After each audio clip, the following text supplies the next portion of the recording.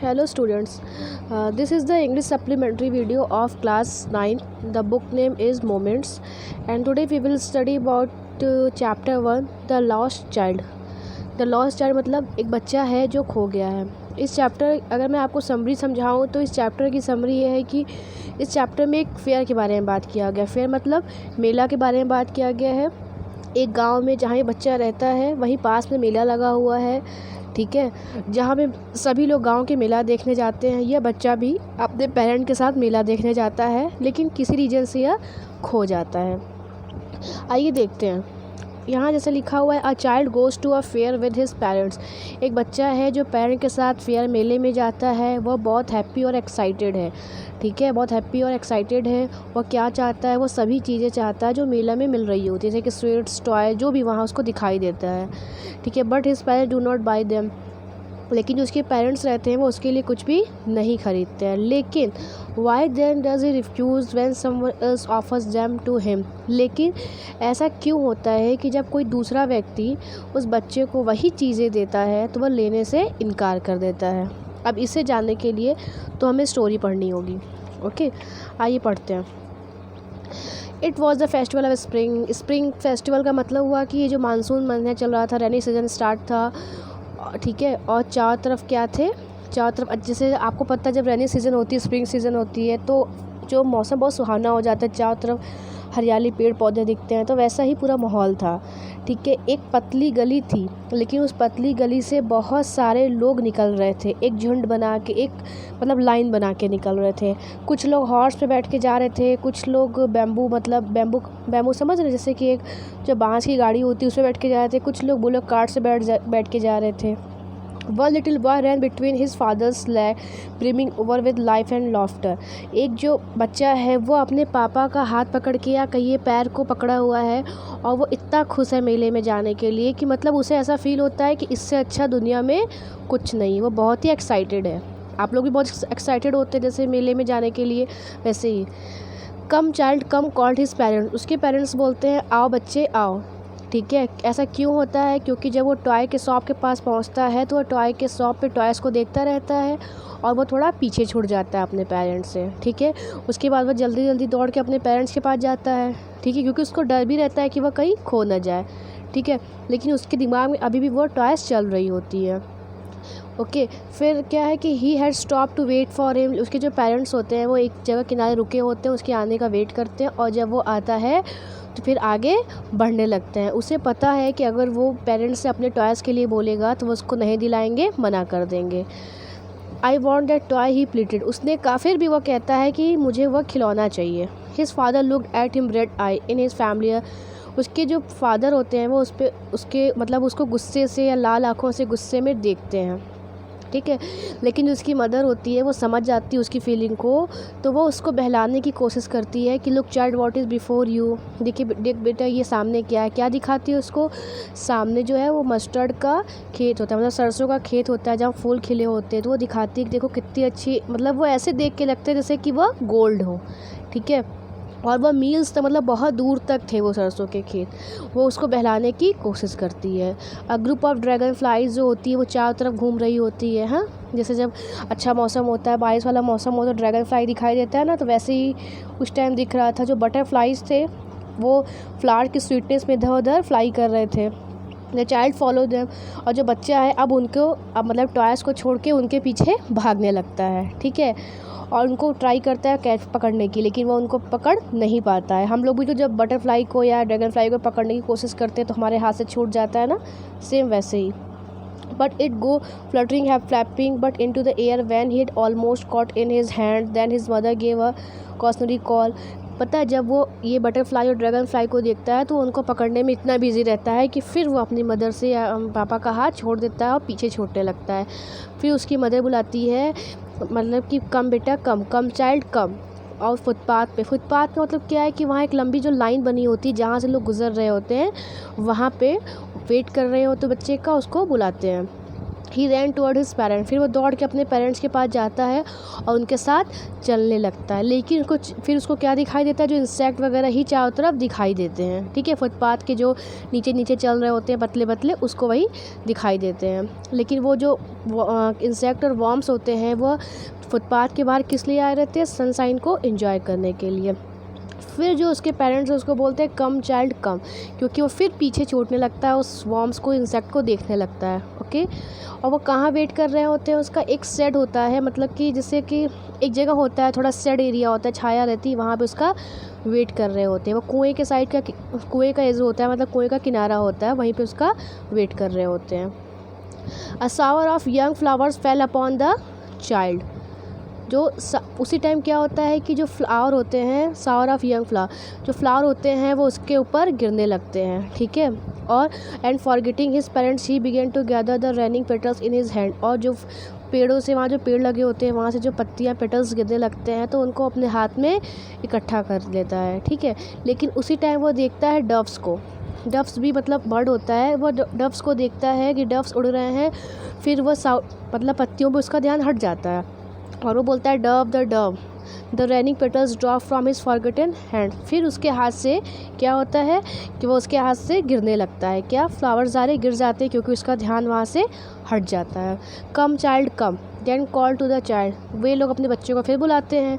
They had now gone running in wild capers round the banyan tree and gathering him up to the narrow winding footpath which led to fair through the mustard mustard field के पास एक मतलब footpath जैसा होता है, जहाँ पे क्या होता है, जहाँ पे फिर से वो अपने बेटे का साइड में खड़े होकर वेट कर रहे होते हैं, क्योंकि उनका बेटा इस टाइम डव को देखने में बिज़ी रहता है, पक्षी को देखने में बिज़ी रहता है। आगे देखिए, as they near the village the child could see many other footpaths full of throngs converging to the whirlpool of the fair and fed. देखिए, उसके बाद जब कुछ दूर पे वो पहुंचता है, गांव के पास तक पहुंचता है, आगे निकलता है, तो वो देखता है कि लोगों की एक झुंड आ रही है, मतलब उस जगह पे बहुत सारे लोगों की भीड़ है। वेलपुल तो वैसे समुद्र के ये जो गोले गोले लहरें होती हैं उनको बोलते हैं, लेकिन ये झुंड है वहाँ पे, इसलिए बोला है कि लोगों का एक झुंड निकल रहा होता है। ठीक है, वह उनको देख के डरता भी, रिपीट मतलब डरता भी, आगे नहीं जाना चाहता, लेकिन खुश भी होता है, किस लिए कि उसे मेले में जाना है या मेले में है। A sweet meat seller hot gulab jamun, वहाँ पे एक दुकान होती है स्वीट्स की, वो क्या सेल कर रहा होता है, वो बोलता है गुलाब जामुन ले लो, रसगुल्ले ले लो, बर्फ़ी, जलेबी। ठीक है, और वो दुकान को आपने बहुत सुंदरता से सजाया रहता है। ठीक, और उस जो भी वो मिठाई सेल करता है उस पर सिल्वर या गोल्ड लीव्स लगाया रहता है। आप जो वो देखे होंगे ना, चांदी की परतें या गोल्डन परतें लगी होती है मिठाई पे, वाइट वाइट या गोल्डन वैसे ही लगी होती है। ठीक है, इतना देखते ही उस बच्चे का जो माउथ होता है वो पूरा पानी से भर जाता है, क्योंकि उसे बर्फ़ी बहुत पसंद होती है, उसकी फेवरेट होती है। वो बोलता है I want the barfi, he slowly murmured, वो बोलता है मुझे बर्फ़ी चाहिए, लेकिन वह ये बात बहुत धीरे से बोलता है। बट ही हाफ न्यू, लेकिन वो ये बात जानता भी था कि वो कितना भी कहेगा उसके पेरेंट्स को दिलाएंगे नहीं, इसलिए वो अपने पेरेंट्स के आंसर का वेट किए बिना उनके साथ आगे बढ़ने लगता है। आगे क्या होता है उसके साथ, आगे वह देखता है फ्लावर सेल्ड हॉग, एक फ्लावर की दुकान होती है जो वो माला बेच रहा होता है, किसका, गुलमोहर का। ठीक है, उसको वो देख के बहुत अच्छा लगता है। ठीक है, वो उसके बास्केट के पास जाता है देखने के लिए। ठीक है, फिर वो कहता है I want dead garland, half murmured मतलब होता है धीरे से बोलना, क्योंकि उसे पता है कि वो कुछ भी कहेगा उसके पेरेंट्स उसे नहीं दिलाएंगे। But he will knew his parents would refuse to him, देखिए मैंने कहा ना कि उसके पेरेंट्स, वो जानता था कि उसके पेरेंट्स को ये चीज़ नहीं दिलाएंगे। ठीक है, क्योंकि उनको लगेगा कि ये बहुत चीप है, या मतलब उनको ये लगेगा कि इसका कोई यूज़ नहीं है। So without waiting for answer, फिर वो उनके आंसर का वेट किए बिना आगे बढ़ जाता है। A man stood a pole with yellow red green and purple, उसके बाद वो देखता है कि एक आदमी है, वह एक बड़ा सा होल्ड किया हुआ है, क्या पाइप या पोल लिया हुआ है, उस पर रेड ग्रीन अलग अलग तरह के बलून लगे हुए हैं। वह देखने से कैसा लग रहा था, जैसे कि रेनबो के जो कलर होते हैं वैसे ही वह दिख रहे थे, मतलब रेनबो जैसे कलर, वो सारे बलून वो रखा हुआ था। ठीक है, लेकिन वो जानता है कि अगर वो अपने पेरेंट्स से कहेगा तो वो उसको नहीं दिलाएंगे, और इस बार वो बोलेंगे कि तुम अब इतने छोटे तो नहीं हो कि ऐसे खिलौने से खेलो, या तुम अब इतने बड़े हो गए हो कि ऐसे खिलौने से क्या खेलोगे। जैसे अभी आप और हम अभी ज़िद करें कि हमें बलून चाहिए, तो हमारे पेरेंट्स यही नहीं बोलेंगे हम तो अब बड़े हो गए हैं, बलून से क्या खेलेंगे, वैसे ही। सो ही वॉक ऑन फर्दर, फिर वो आगे बढ़ने लगता है। उसके बाद वो देखता है a snake charmer stood playing. Snake charmer पता है क्या होता है? वो जो सपेरा नहीं आता सांप को लेके, वो उसी को देखता है, ठीक है। सपेरा को फिर वो देखता है जो सांप को वो जो बीन बजाता रहता है, और सांप जो रहता है स्नैक, वो डांस कर रहा होता है, ठीक है। वह वैसे ही अपने नेक को हिलाता है जैसे कि स्वैन अपने नेक को हिलाती है, ठीक है। और जो सांप है वो अपने जो नेक को ऐसे हिला रहा है जैसे कि स्वैन हिलाती है, और जो म्यूजिक वो मतलब जो बांसुरी से वो म्यूजिक निकल रही है, तो उसी धुन पे सांप अपने गर्दन को हिला रहा होता है। उसके बाद चाइल्ड है वो स्नैक चार्मर के पास जाता है, लेकिन उसको पता है कि उसके पेरेंट्स हैं वो ऐसा करने से उसको मना किए हैं। उनको ये लगेगा कि नहीं, इस धुन के पास नहीं जाना चाहिए, सपेरे के पास नहीं जाना चाहिए। ऑब्वियसली हमारे पेरेंट्स भी डरेंगे ना कि हम उसके पास ना जाएं, कहीं वो हमें काट ना ले। वैसे ही उसके पेरेंट्स ने उसको समझाया था, पहले ही मना किया था, इसलिए वो उनके पास जाना नहीं चाहता था। There was a round boat in full swing man women. फिर वहाँ पे एक round boat in full swing मतलब कि एक बहुत बड़ा क्या होता है, झूला होता है, ठीक है। और उसमें बहुत सारे आदमी बैठे होते हैं, आदमी और बच्चे सब बैठे होते हैं और चिल्ला रहे होते हैं। विल्ली मौसम मतलब वो ऐसे घूम रहा होता है, बहुत खुश होता है वो ये देख के। और उसके बाद वह अपने पेरेंट्स से एकदम बोल्ड रिक्वेस्ट से बोलता है। देखिए अभी तक वो हाफ मर्मर कर रहा था कि मतलब धीरे धीरे बोल रहा था कि मतलब दिला दीजिए, लेकिन उसे पता था उसके पेरेंट्स नहीं मानेंगे। लेकिन अभी वो बहुत बोल्ड रिक्वेस्ट से करता है, मतलब पूरी रिक्वेस्ट से बोलता है कि मुझे झूले पे झूलना है, प्लीज़ फादर मदर। क्या बोलते हैं, मुझे झूले पे मतलब बैठना है या चढ़ना है, प्लीज़ फादर मदर से अपने जिद कर रहा होता है। फिर देखिए क्या होता है, अब यहीं से स्टोरी चेंज हो जाती है। देयर वॉज नो रिप्लाई, कोई रिप्लाई नहीं आता। वह पीछे अपने पेरेंट्स को देखता है, यहाँ वहाँ आगे पीछे देखता है, उसे कोई दिखाई नहीं देता है, उनका कोई साइन उसे दिखाई नहीं देता है। अ फुल डीप क्राई रोज। उसके बाद वो क्या होता है, वो अचानक बच्चा बहुत डर जाता है, जर्क ऑफ हिज बॉडी, वह डर जाता है और इतने भीड़ में अपने आप को अकेला पाके घबराने लगता है, और वह खूब तेज़ तेज़ रोने लगता है। मदर फादर, उसकी आंखों से खूब सारे आंसू बहने लगते हैं। वो बहुत फ्रस्ट्रेट मतलब परेशान हो जाता है। अब एक छोटा सा बच्चा होगा 7-8 साल का, जब वो मेले में खो जाएगा, इतनी सारे लोगों की भीड़ होगी, तो वो डरेगा ना, तो वो वैसे ही बहुत पैनिक हो जाता है, घबराया हुआ रहता है।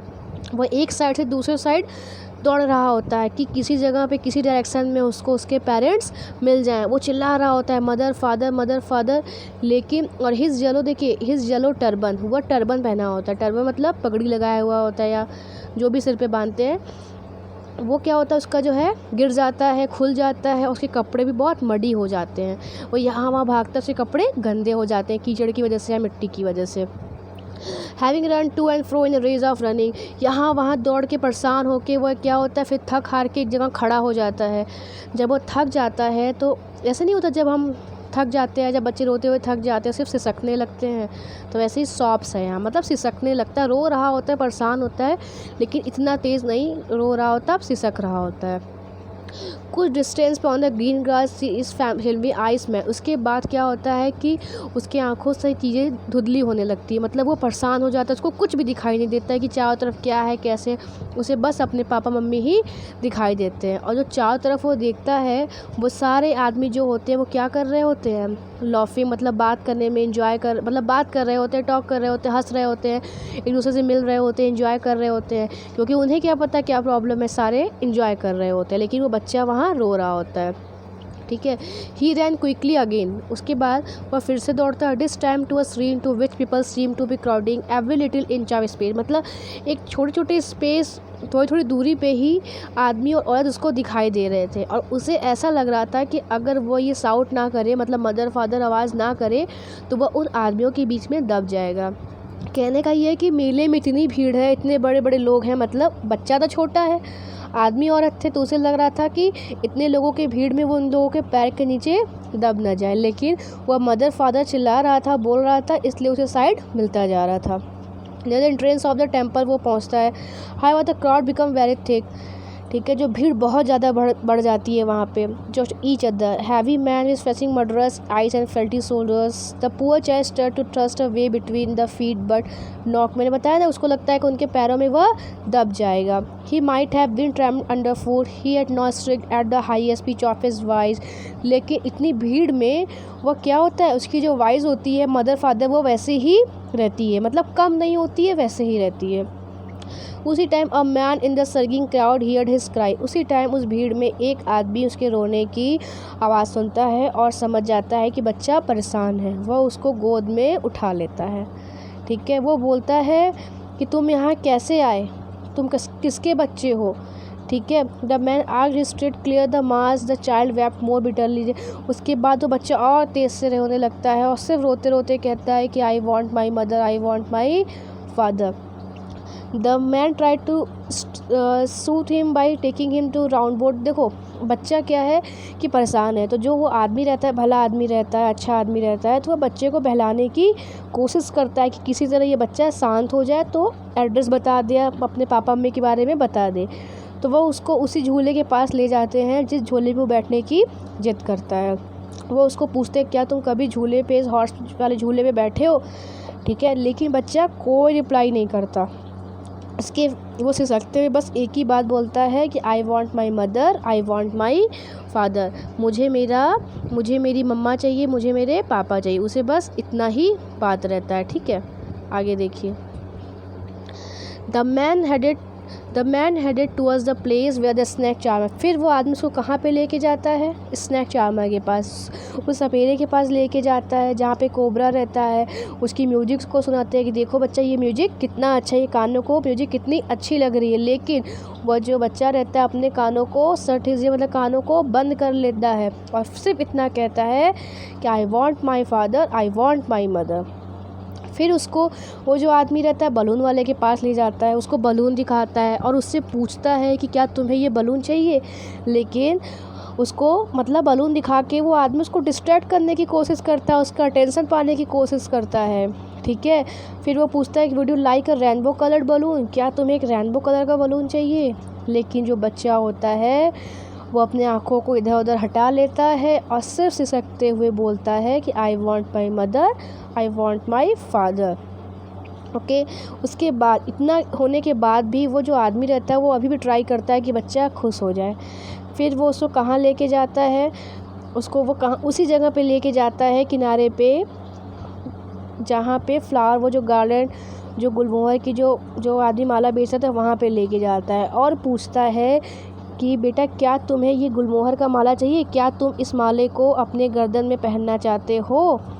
लेकिन क्या होता है, वो बताता है कि देखो कितना अच्छा स्मेल कर रहा है, क्या इस माले को अपने गर्दन में गले में पहनना चाहते हो।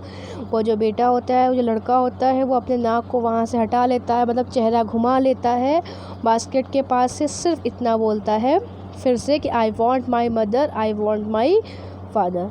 ठीक है, thinking to humour his disconsolate charge by a gift of sweets. ठीक है, उसके बाद वो उसको कहाँ लेके जाता है, स्वीट के शॉप, मिठाई की दुकान पे लेके जाता है। देखिए ये जो आदमी रहता है ये उस बच्चे को वहीं लेके जाता है जहाँ उसके पेरेंट्स लेके गए होते हैं। ठीक है, लेकिन पहले देखिए वो बच्चा अपने माँ बाप से जिद कर रहा होता है, लेकिन जब ये आदमी उसको दे रहा होता है तो यह नहीं खाता या नहीं लेता है सामान को। क्या रीज़न होगा, हो सकता हो इसके पेरेंट्स ने भी इसको बताया हो कि किसी अजनबी से कोई सामान नहीं लेते, या कोई अजनबी कोई देर इसको सामान खाते नहीं है। ठीक है, आगे जो क्वेश्चन स्टार्टिंग में पूछा गया था उसका आंसर यहीं पे है। वो पूछता है what would you like child, कौन सी मिठाई तुम पसंद करोगे या कौन सी मिठाई तुम खाना पसंद करोगी, वो पूछता है। लेकिन उस टाइम भी जो बच्चा होता है अपना फेस टर्न कर लेता है मिठाई की शॉप से और सिर्फ सिसकते हुए रोते हुए बोलता है आई want my mother, I want my father. ठीक है, तो ये स्टोरी यहीं पे ख़त्म हुई, ये चैप्टर भी यहीं पे कंप्लीट हुआ। ओके स्टूडेंट्स, तो आप लोग इसे पढ़िए और रिवाइज़ करिए। हाँ, इस स्टोरी को जो लिखने वाले हैं वो थे मुल्क राज आनंद। इसके ऑथर कौन है, मुल्क राज आनंद। ओके।